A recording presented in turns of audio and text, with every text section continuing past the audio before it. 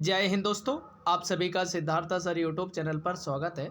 आज की बहुत महत्वपूर्ण मैं वीडियो लेकर आया हूं। महिला पर्यवेक्षक परीक्षा 2024 जो कि आपकी सितंबर में होना है, उसके लिए महत्वपूर्ण मैं प्रैक्टिस सेट लेकर आया हूं। टॉप 25 प्रश्न है, विटामिन पर आधारित बहुत ज़्यादा प्रश्न पूछे जाते हैं, 3 से 4 प्रश्न, इसलिए मैं इनको लेकर आया हूं। कल का वीडियो में मैंने सिलेबस पूरा डाला था, आपको पूरा अच्छे से समझाया है कैसे तैयारी करना है। आज ज़्यादा समय नहीं लेंगे, सीधे प्रश्न। और ऑफलाइन लाने का मतलब है कम समय में आपको ज़्यादा से ज़्यादा हम प्रैक्टिस करा सकें। चलिए तो शुरू करते हैं। यहाँ से पहला प्रश्न आपके सामने है, विटामिन ई का रासायनिक नाम क्या है? तो बताइए, कैल्सीफेरॉल है या टोकोफेरॉल है या फ्लोक्विनोन है या नियासिन है? तो ये जो आपको आंसर बताना है, तो विटामिन ई का बहुत ज़्यादा पूछा जाता है, टोकोफेरॉल है। और विटामिन ई जो है आपका जनन क्षमता से भी संबंधित बहुत ज़्यादा पूछा जाता है, सुंदरता की देवी भी इसे कहा जाता है। ठीक है, चलिए प्रश्न नंबर दूसरा, विटामिन बी का रासायनिक नाम क्या है? राइबोफ्लेविन है या रेटिनॉल है या नियासिन है या इनमें से कोई नहीं है? तो जो आपका आंसर की बात करूं तो थायमिन। तो आंसर क्या हो जाएगा? थायमिन। रेटिनॉल किसका होता है? ए का होता है। ये चीज़ें आपको याद रखना है। तो विटामिन बी का रासायनिक नाम क्या है? थायमिन है। चलिए अगला प्रश्न है, नियासिन किस विटामिन का रासायनिक नाम है? तो B5 का, B3 का, B7 का या B12 का? तो आपको थर्ड का जो आंसर देना है, थर्ड का जो आंसर हो जाएगा आपका विटामिन B3 का नाम जो आपका है नियासिन है। ठीक है, ये आपको याद रखना है। चलिए आगे की बात करते हैं। प्रश्न नंबर 4, थकान एवं जोड़ों में दर्द किस विटामिन की कमी से रहता है? Vitamin B12, vitamin B9, vitamin B2, vitamin B5? तो ये बताना, जो थकान एवं जोड़ों में दर्द किस विटामिन की कमी के कारण रहता है, तो मैं आपको बता दूं, आंसर हो जाएगा B5 की। किसके? B5 की कमी के कारण। ठीक है, ये याद रखना है आपको। चलिए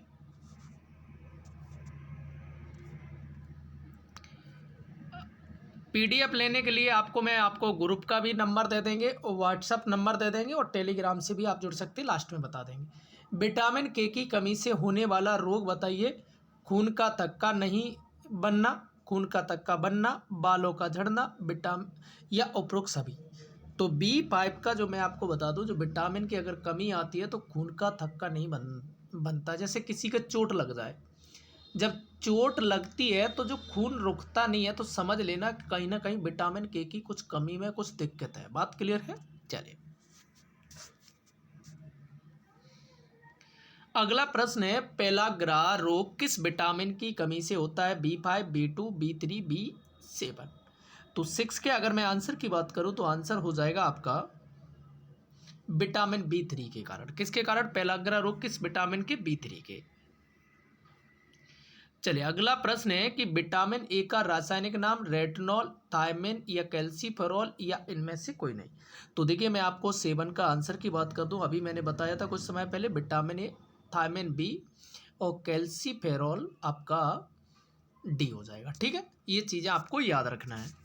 चलिए अगला प्रश्न है कि विटामिन ई की कमी से होने वाला रोग बताइए। पहला पैरालिसिस होता है या त्वचा का फटना होता है, जनन शक्ति में कमी या इनमें से? तो जो विटामिन ई है, इसे सुंदरता की देवी भी कहा जाता है। जनन शक्ति में कमी आती है व्यक्ति, मतलब एक तरह से ये कह सकते हैं कि कमजोरियाँ आना शुरू हो जाती है। एड्स अगर होता है तो सबसे ज़्यादा प्रभाव विटामिन ई पर ही पड़ता है। ठीक है, चलिए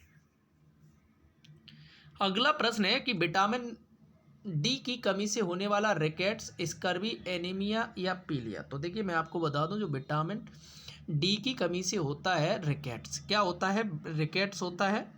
और ये विटामिन डी हमें प्राप्त कहाँ से होता है? ये कभी कभार पूछ लेते हैं, तो सूर्य से होता है। ठीक है, ये बात भी याद रखना है। चलिए अगला प्रश्न है, राइबोफ्लेविन किस विटामिन का रासायनिक नाम है? B7, B5, B2, B6? तो मैं आपको बता दूं, 10 का जो आंसर हो जाएगा B2। राइबोफ्लेविन किस विटामिन का रासायनिक नाम है? तो याद रखिए ये किसका हो जाएगा? B2 हो जाएगा। आपको B5 का हम बता चुके हैं, तो मुझे कमेंट में ज़रूर बताइए आप। फ्लोक्विनोन किसका रासायनिक नाम है? ई, के या B7 या इनमें से कोई नहीं। तो 11 का अगर मैं आंसर की बात करूं, विटामिन के का नाम है। और इससे क्या होता है? खून का थक्का बनता है, ये भी याद रखना है। चलिए अगला प्रश्न है कि स्कर्वी रोग किस विटामिन की कमी से होता है? C, D, B, E। तो देखिए मैं आपको बता दूं, बहुत महत्वपूर्ण, बहुत ज़्यादा पूछा जाता है ये विटामिन सी। विटामिन सी हमें प्राप्त किससे होता है? आंवला हुआ, संतरे हुए, खट्टे फलों से, नींबू वगैरह से। ठीक है, चलिए अगला है पेंटाथेनिक अम्ल किस विटामिन का रासायनिक नाम है? B2, B7, B9, B5। तो मैं आपको बता दूं 13 का जो आंसर हो जाएगा विटामिन B5 का। ठीक है, चलिए अगला है कि विटामिन बी की कमी से होने वाला रोग बताइए। स्कर्वी, बेरी, रतौंधी या इनमें से कोई नहीं। तो देखिए 14 का जो आपका आंसर हो जाएगा बेरी।